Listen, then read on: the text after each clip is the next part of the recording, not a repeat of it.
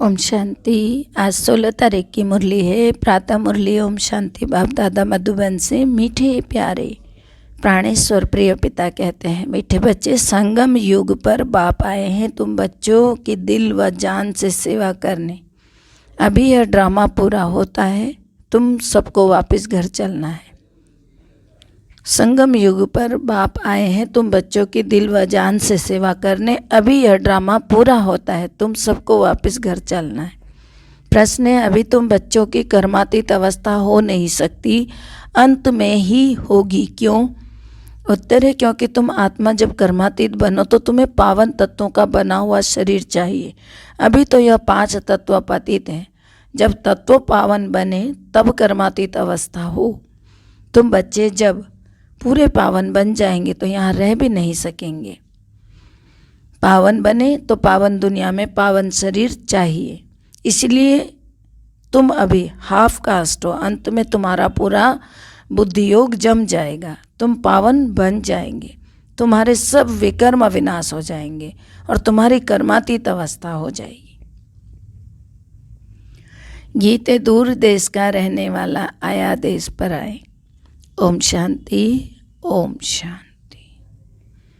दूर के रहने वाले मुसाफिर, जिस मुसाफिर को सभी मनुष्य मात्र जीवन आत्माएं याद करती हैं, जरूर वास्तव में सभी जीव आत्माएं मुसाफिर हैं। जैसे बाप को परमधाम से आना पड़ता है, वैसे तुम बच्चे भी परमधाम से आते हो। यह पाठ बजाने मुझे तो सारे कल्प में एक बार आना होता है, इस कारण मुझे कहते हैं रीइनकॉर्नेशन। तुम एक बार यहाँ आते हो, फिर यहाँ ही पुनर्जन्म लेते रहते हो। मैं एक ही बार बच्चों के पास बच्चों की दिल व जान सिक व प्रेम से सेवा करने आता हूँ।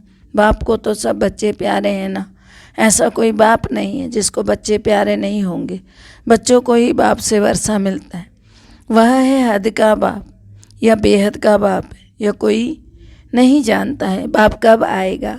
बाबा कहते हैं, मीठे बच्चे, अब ड्रामा पूरा होता है, वापस चलना है। रास्ता कोई भी नहीं जानते हैं, सिर्फ कह देते हैं वैकुंठवासी हुआ, पार निर्वाण गया। अभी तुम जानते हो ना कि बीच में कोई भी वापस नहीं जा सकता है। जब सबका पाठ पूरा हो तब आपको आना पड़ता है। तुम जानते हो हम सब आत्माएं शरीर में हैं, तो शरीर के नाते भाई बहन हैं, हर एक को अपना अपना पाठ पूरा करना है। फिर सबको अपने अपने समय पर पाठ रिपीट करना पड़ेगा। बाप को सभी याद करते हैं, पतित पावन आओ, सीता के राम आओ। एक राम एक सीता के लिए थोड़ी आएगा, सभी सीताओं का एक राम है। सभी बच्चे याद करते हैं, भक्ति करते हैं। यह ड्रामा 5000 वर्ष का है। बाप कहते हैं, तुम अपने जन्मों को नहीं जानते हो, मैं जानता हूँ। लाखों वर्ष की बात कोई बता नहीं सकते। मुख्य पहली बात है कि गीता का भगवान कौन है। ड्रामा अनुसार भूलें तब तो बाप आए ना। तो सिर्फ गीता पढ़ने से कुछ नहीं होता है, बाप खुद ही आकर बच्चों को राजयोग सिखाते हैं। बाबा कहते हैं, बच्चे, यह नई नई बातें जो मैं तुमको सुनाता हूँ ना, वह सब प्रायः लोप हो जाएगी। यह परंपरा नहीं चलती है, आगे तक नहीं चलती हैं। ये तुम्हारे साथ साथ ये सब चीज़ें भी समाप्त हो जाती हैं। और जो आते हैं उनका ज्ञान जो अंत तक चलता है, एक दो को सुनाते आते हैं। यहाँ न सुनने वाले न सुनाने वाले रहेंगे, सब चले जाएंगे। वहाँ तो यह भी नहीं जानते कि हम 16 कला संपूर्ण हैं, वह तो है ही प्रारब्ध। 16 कला से फिर 14 कला बनेंगे। सतयुग में ये नहीं याद रहेगा कि हम 16 कला संपूर्ण बने हैं, कभी हम दुखी भिखारी थे, कभी भगवान हमें मिले थे, ये सब कुछ नहीं याद रहेगा। तो 16 कला से फिर 14 कला बनेंगे, पता रहे तो फिर राजाई की खुशी भी चली जाएगी। तो बाबा समझाते, बच्चे, ऊंचे ते ऊंचा धर्मशास्त्र पहले होना चाहिए। देवी देवता धर्म स्थापन करने वाले को भूल गए हैं। देखो, जितनी गीता की महिमा है उनसे जास्ती ज्ञान सुनाने वाले की महिमा है। और कोई धर्म स्थापन करने वाले को भगवान नहीं कहेंगे। भगवान तो एक निराकार है, बाकी सब है साकार। गाया हुआ भी है श्रीमद् भगवत गीता, वह सबका सदगति दाता है। इस समय सब तमो प्रधान कब्र दाखिल है, फिर बाबा आकर सबको जगाते हैं। पुरानी दुनिया तो खत्म हो जाने वाली है, सरसों माफिक सब पीस जाते हैं। सतयुग में बहुत छोटा देवी झाड़ होगा। भगवान को सब याद करते हैं, हे भगवान, हे सचखंड स्थापन करने वाला, परंतु वह कब आएगा? शास्त्रों में तो देखो लाखों वर्ष लिख देते हैं। इसको तो और ही अंधियारा कहा जाता है। अभी तुम जानते हो कि हमारा बाबा ज्ञान का सागर, माना सबका ही बाबा, सबके पिता कौन है? ज्ञान का सागर। दूसरा कोई ज्ञान का सागर हो ही नहीं सकता है। ज्ञान सागर बाप दूर देश से हम बच्चों के पास आते हैं। हम सब अंधियारे में पड़े थे, जानते नहीं थे कि ड्रामा में हम सब एक्टर्स हैं। ऊंचे थे ऊंचे कौन, यह मालूम होना चाहिए। सिर्फ सर्वव्यापी है यह ज्ञान हो गया क्या? अगर सर्वव्यापी है फिर तो भक्ति भी नहीं कर सकते। इसको कहा जाता है अज्ञान। अभी तुम जानते हो सबका सद्गति दाता बाप। बाप कौन? परमपिता परमात्मा, उनका नाम ही है। जिसको कि ज्ञान हो गया क्या? अगर सर्वव्यापी है फिर तो भक्ति नहीं कर सकते ना, इसको कहा जाता है अज्ञान। तो बाबा कहते हैं अभी तुम जानते हो सबका सद्गति दाता बाप, उनका नाम परमपिता परमात्मा है। जिसको कि शिव कहा जाता है, वह पिताओं का भी पिता है। वह पिताओं का भी पिता है। जन्म बाय जन्म लौकिक पिताएं मिलते आए हैं। ऊंचे ते ऊंचा बाप है। फिर नंबरवार आते हैं। पहले देवी सीजरे से उतरेंगे। अब वह रचना बाप रच रहे हैं। ब्रह्मा द्वारा ब्राह्मण कैसे रचे? प्रजापिता ब्रह्मा द्वारा एडॉप्ट करते हैं। बच्चे कहते हैं बाबा हम आपके ही तो थे, अब आपके ही हैं। पहले हम सतयुग में आए थे, इस समय तुम हाफ कास्ट हो, शूद्र से ब्राह्मण बन रहे हो। पूरा पवित्र कर्मातीत पिछाड़ी में बनेंगे। पिछाड़ी में बुद्धि योग पूरा जम जाएगा और विकर्म सब भस्म हो जाएंगे। फिर भी यहाँ तुमको पावन नहीं कहेंगे, क्योंकि शरीर पतित है। अभी पतित से पावन बन रहे हो। फिर सतयुग में शरीर भी पावन मिलेगा, पूरा पावन बन जाएंगे। फिर यहाँ रह नहीं सकेंगे।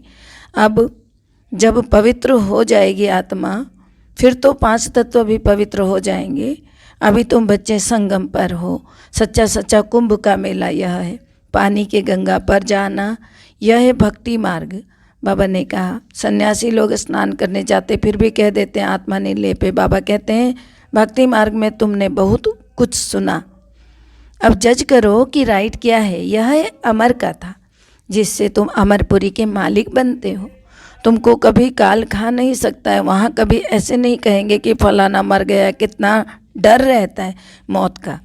वहाँ तो सिर्फ चोला बदलते हैं। भारत की महिमा बहुत है, जितनी बाप की महिमा उतनी भारत की महिमा है।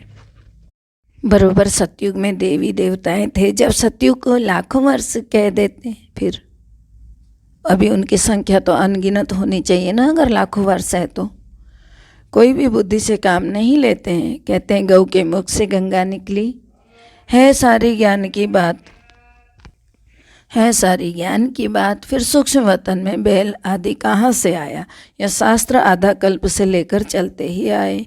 यह सब बातें मोस्ट बिलवेड बाप चिल्ड्रन को समझाते हैं तो सब मेरे बच्चे, परंतु तुम मोस्ट बिलवेड बनते हो। लक्ष्मी नारायण का पता नहीं कि कब राज्य करके गए। राधे कृष्ण का बर्थडे मनाते हैं। लक्ष्मी नारायण का कुछ पता नहीं। राम को त्रेता में दिखाते हैं, कृष्ण को द्वापर में दिखा देते हैं। राधे कृष्ण है सतयुग के। यह सब तुम ही जानते हो। सब धर्म कैसे रिपीट होंगे, फलाना धर्म स्थापक कब आएगा, वह समझते हैं धर्म स्थापन कर वापस चले जाते हैं। अरे तब फिर पालना कौन करेंगे? हर एक मनुष्य रचना रचते हैं, फिर पालना भी करते हैं, विनाश नहीं करते। हद की रचना करने वाला बाप अल्पकाल क्षण भंगुर सुख दे सकते हैं। कोई को बच्चा नहीं होगा तो कहेंगे हमारे कुल की वृद्धि कैसे होगी।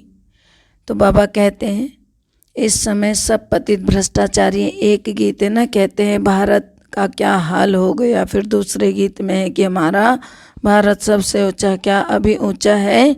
नहीं, अब तो बिल्कुल ही पतित है। बाप कहते हैं बच्चे धीरज धरो, यह भी खेल है। अभी दुख के दिन पूरे होकर सुख के दिन आ रहे हैं। इस नरक को देखो स्वर्ग बनाने के लिए परम धाम के रहने वाले बाप देश पर आए हैं। बाबा कहते हैं मेरा यह जन्म स्थान है, नहीं तो कोई बताए निराकार बाबा कहाँ आया है, किस शरीर में आया है, कब आया, क्या करने आया, कोई भी बता नहीं सकते। तुम बच्चे जानते हो परमपिता परमात्मा कैसे आकर पतितों को पावन बनाते। बाप कहते हैं बच्चे कोई मेरे पास इलाज और नहीं है, तो लाडले बच्चे तुम मुझे ही पतित पावन कहते हो, सर्वशक्तिमान कहते हो। अब तुमको शक्ति चाहिए 5 विकारों पर जीत पाने के लिए। हिंसक लड़ाई की यहाँ बात नहीं है, यह है गुप्त, सिर्फ मुझे याद करो। इसको कहा जाता है अजपा जाप। अभी सबकी वानप्रस्थ अवस्था है, सबको वापस जाना है, वह है शांति धाम। वहाँ से फिर ऑटोमेटिकली सुख धाम में आ जाएंगे। शांति तो तुम्हारा स्वधर्म है। यूँ तो इस रावण राज्य में शांति मिल नहीं सकती, बाकी थोड़े समय के लिए चाहते हो तो अशरीरी होकर बैठ जाओ। शांति तो सबको चाहिए। अगर 101 करोड़ भी शांति में बैठ जाए तो भी शांति हो ना सके। यह है ही अशांति की दुनिया। शांति के लिए कोई राय नहीं निकल सकती है। यह तो गॉड फादर ही की जवाबदारी है, उनका ही काम है ये। तुम जानते हो देवी देवताओं का राज्य था जिसको वैकुंठ कहा जाता है। अब कलयुग का अंत दुखधाम है, वह है शांति धाम, स्वीट होम। स्वीट फादर भी वहाँ रहते, वह है सुखधाम, यह है दुखधाम। बीच में और धर्म निकलते हैं, वृद्धि होती रहती है। उन्होंने तो कल्प की आयु लाखों वर्ष कह दी। इसको कहा जाता है घोर अंधियारा। सतयुगे घोर सोजरा, मूल वतन में अपार शांति। यहाँ हम पाठ बजाने आए। बाबा कहते हैं हे आत्माएं सुनती हो, अपने कान रूपी ऑर्गन्स से सुनती हो। तुमको याद है यह ड्रामा का चक्र कैसे फिरता है? हम आत्माओं से बाबा बात कर रहे हैं। तुम इस समय त्रिकालदर्शी हो, बाबा बोल रहे। तुम ब्राह्मणों के सिवाय और कोई त्रिकालदर्शी हो ही नहीं सकता। ब्राह्मण कौन? जो बाबा के बच्चे बने। तो ऋषि मुनि कहते थे हम ईश्वर को नहीं जानते, नास्तिक है। अब तुम आस्तिक बने हो, बाप और सृष्टि चक्र के आदि मध्य अंत को जानते हो। तुम तीनों लोकों की नॉलेज तुमको मिली है, सिवाय तुम्हारे और कोई को भी यह नॉलेज नहीं है। लक्ष्मी नारायण को न त्रिलोकीनाथ न त्रिकालदर्शी कहेंगे। त्रिलोकीनाथ मनुष्य नहीं हो सकते। तुम तीनों लोकों और तीनों कालों को जानने वाले हो। लक्ष्मी नारायण को भी त्रिलोकी का ज्ञान नहीं है। तो विष्णु को स्वदर्शन चक्रधारी दिखाते हैं। विष्णु के 2 रूप हैं, लक्ष्मी नारायण। राधे कृष्ण लक्ष्मी नारायण बनते हैं। इस समय देखो कितने अच्छे यादगार मंदिर बनाए, परंतु इनकी बायोग्राफी को तो जानना चाहिए। ऊंचे ते ऊंचा भगवान एक है, उनका नाम है शिव। रुद्र भी कहते हैं ना, यह रुद्र ज्ञान यज्ञ। कृष्ण ज्ञान यज्ञ होता ही नहीं। कृष्ण तो सतयुग का प्रिंस है, वह क्या यज्ञ रचेंगे? रुद्र यज्ञ से विनाश ज्वाला प्रज्वलित हुई।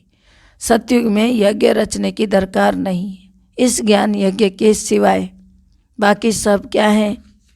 बाकी सब है मटेरियल यज्ञ। बाबा ने समझाया है इनको यज्ञ क्यों कहते हैं। यह तो जो पुरानी दुनिया की सामग्री है वह सब इसमें स्वाहा होने वाली है, इसलिए कहा जाता है परमपिता परमात्मा ने यज्ञ रचा है जिससे मनुष्य देवता बनते हैं। देवताओं के पैर पुरानी दुनिया में नहीं आते। तुमको बाप ने सब कुछ साक्षात्कार करा दिया है। अच्छा, मीठे मीठे से खिलते बच्चों प्रति माता पिता बाप दादा का याद प्यार और गुड मॉर्निंग।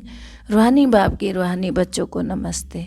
हम रूहानी बच्चों की रूहानी बाप दादा को दिल व जान से सिक व प्रेम से याद प्यार नमस्कार, good morning, diamond morning, Om Shanti. शुक्रिया बाबा, शुक्रिया। धारणा है पहला, अपने शांत स्वधर्म में सदा रहना। यह वानप्रस्थ अवस्था है, वापस घर जाना है, इसलिए बाप की याद अजपा जाप चलती रहे।